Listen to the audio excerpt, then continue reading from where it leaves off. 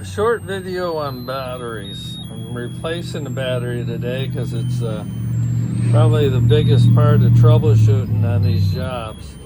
But this is a 26R. It's the one that Generac wants you to put in the Generac generators.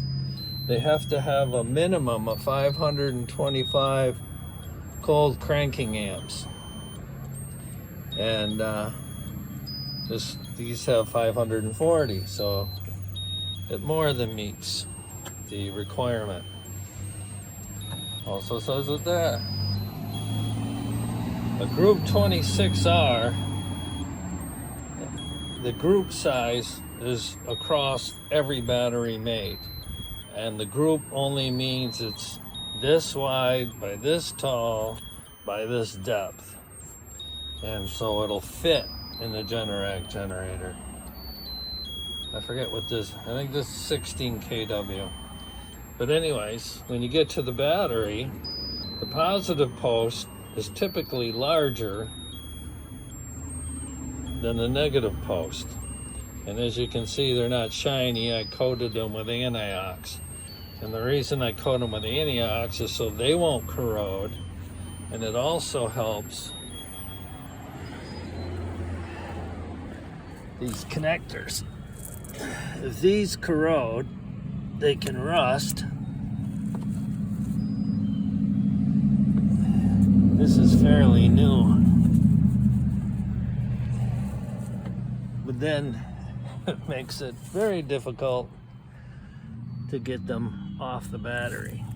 This battery is 1218, which corresponds with the, where's the manufacturing date? Right there, 2018. So it'd be, what's that, October 8th, 2018. So that's when it was produced. Looks like they might have put it in December, maybe January, who knows.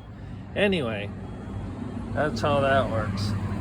I like to get it so that I can take the negative terminal off first and the positive terminal off last. Put the positive terminal on first, put the negative on last. Because once you connect the negative terminal to that wire, everything metal in this Generac is the negative post. So if you bump this to anywhere on that, it will be a short circuit. So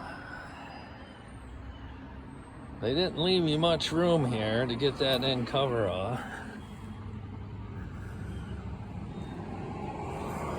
Looking at the gas, they have a sediment leg. That's kind of funky, but it works, I guess.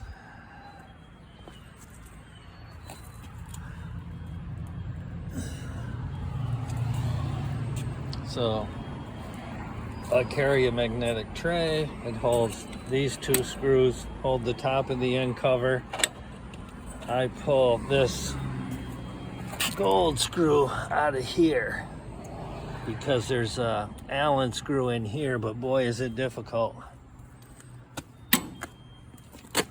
And I use that. I have to go at an angle because of the head of my unit.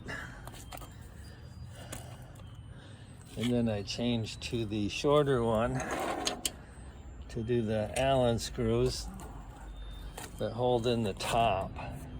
And I typically pull that one first because once you pull these two, here it can't fall over.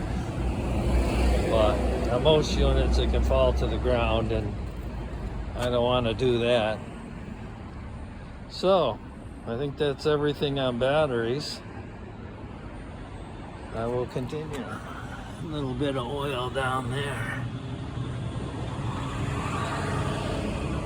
Looks like it just recently got an oil change, so that could be from that, not be a leak.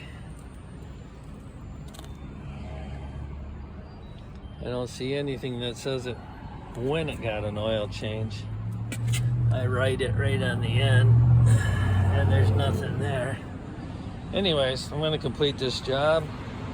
I've already been bitten by a mosquito. No black flies here, but the state bird is out, the mosquito.